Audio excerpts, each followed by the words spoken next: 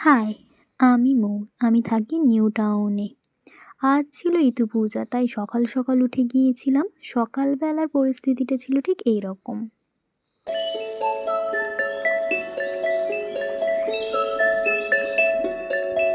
সকাল সকাল স্নান সেরে ইতু পুজোর কাজকর্ম শুরু করে দিলাম।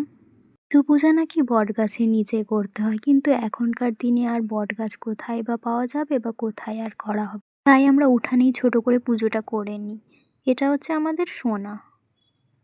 ও বসে বসে দেখছিল আমরা কি পূজা করছি। তারপর ঘট স্নান করানো শুরু হয়ে গেল।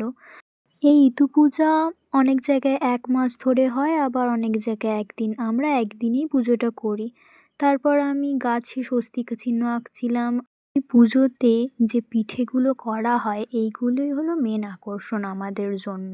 আমরা তো এই পিঠেটাই খেতে ভালোবাসি, তার জন্যই পুজোটা